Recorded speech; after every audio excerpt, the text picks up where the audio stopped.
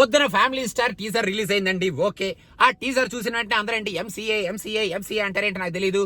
Middle class అబ్బాయికి ఈ సినిమాకి సంబంధం ఉందండి. సరే ఓకే, మిడిల్ క్లాస్ అబ్బాయి లాగానే ఈ సినిమాలో కూడా మన హీరో ఒక మిడిల్ క్లాస్ ఫ్యామిలీలో చెందిన ఒక హీరో. అక్కడ లాగానే ఇక్కడ కూడా మనవాడు ఫ్యామిలీ కోసం ఫైట్ చేస్తున్నాడు. అక్కడ వదిన క్యారెక్టర్ ఉన్నట్టే ఇక్కడ ఎవరో క్యారెక్టర్ ఉన్నట్టుంది. ఆ క్యారెక్టర్ ముందు మనోడు చాలా స్ట్రాంగ్ గా నించొని అలా కొడేస్తున్నాడు. ఫ్యామిలీకి ఏదో ప్రాబ్లం వస్తే మనోడు నించుంటాడు అనేటట్టు ఈ టీజర్ లో మనకి బిల్డప్ కూడా ఇచ్చారు. అక్కడ లవ్ స్టోరీ ఉన్నట్టే ఇక్కడ కూడా ఒక లవ్ స్టోరీ అయితే పెట్టారు.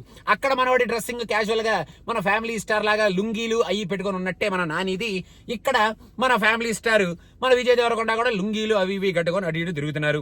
కాకపోతే మీరు అసలు డిఫరెన్స్ మీరు చూడట్లేదు. అసలు అక్కడ ఆయన ఏ జాబ్ చేస్తున్నాడా అనేది మనకు కొంచెం క్వశ్చన్ మార్క్. కాకపోతే ఇక్కడ సివిల్ ఇంజనీర్ అని చెప్పి డ్రాయింగ్ లో అవి ఇవి తీసేస్తున్నాడు కదా, ఇక్కడ అదొక పెద్ద డిఫరెన్స్. అక్కడ హీరోయిన్ ఈజ్ ఎ రిలేటివ్, అంటే ఫ్యామిలీలో ఒక మెంబర్ లాగా ఆ అమ్మాయిని చూపిస్తారు. ఇక్కడ అసలు హీరోయిన్ అసలు ఎవరు అనేది మనకు పెద్ద క్వశ్చన్ మార్కు.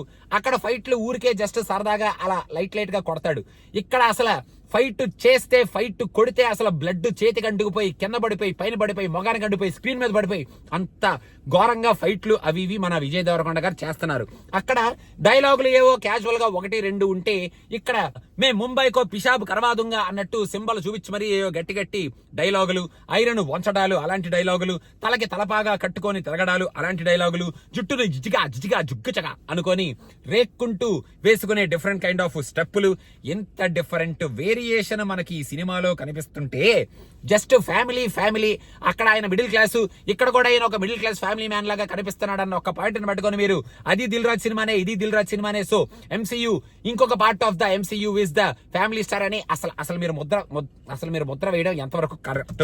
అసలు ఎంతవరకు కరెక్ట్ చెప్పండి. అసలు ఎంతవరకు కరెక్ట్ చెప్పండి. ఆ టీజర్ చూస్తేనే అలా అయిపోతే మీరు ఇంకా పొద్దున ట్రైలర్ చూస్తే ఇంకెన్ని సినిమాలతో కంపేర్ చేస్తారో మీరు నాకైతే అర్థం కావట్లేదు.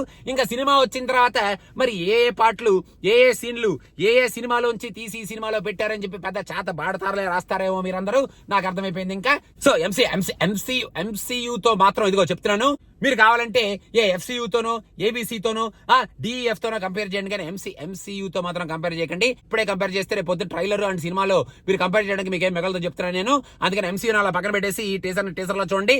మీరు తర్వాత కంపేర్ చేసిన మీకు చాలా మెటీరియల్ వస్తుంది, ఇంకా ముందు ఉంది కదా. ఇప్పుడు మాత్రం చెప్తున్నాను, చాలా సీరియస్ చెప్తున్నాను నేను. సో అదనమాట సంగతి. నో ప్లీజ్ డోంట్ చెప్తాను.